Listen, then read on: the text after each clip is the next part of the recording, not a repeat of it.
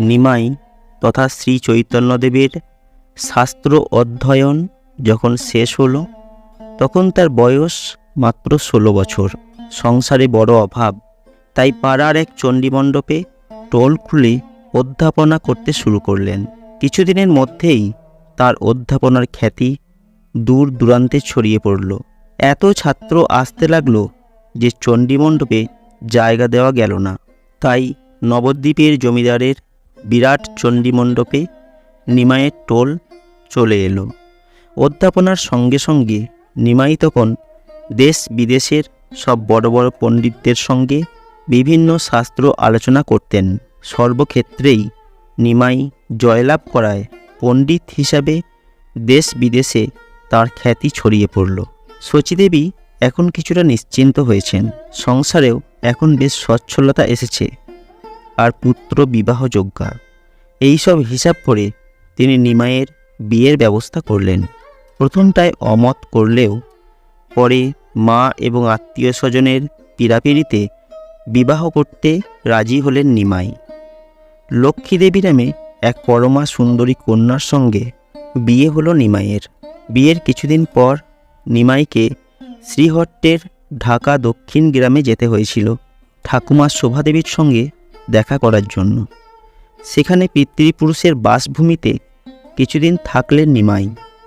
তারপর শ্রীহট্টের অন্তরঙ্গ বড়গঙ্গা গ্রামে কিছুদিন বাস করলেন, কারণ নিমাইয়ের পূর্বপুরুষগণ প্রথমে এই বড়গঙ্গা গ্রামে বাস করতেন। এখানে তিনি চণ্ডীর উপরে একখানি গ্রন্থ রচনা করেন। এই গ্রন্থখানি লিখে তিনি তার বৃদ্ধ পিতামহকে দিয়েছিলেন। গ্রন্থখানি তার জ্ঞাতিদের দ্বারা বহুকাল রক্ষিত ছিল এবং নিত্য পূজিত হতো।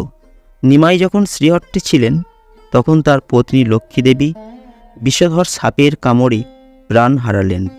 পুত্র বাড়িতে নেই। পুত্রবধূর মৃত্যুতে শোকে অভিভূত হয়ে পড়লেন শচীদেবী। এসব কিছুই জানতে পারলেন না নিমাই। তিনি তখন শ্রীহট্ট ছেড়ে পূর্ব বাংলার বিভিন্ন স্থানে ঘুরে বেড়াচ্ছিলেন।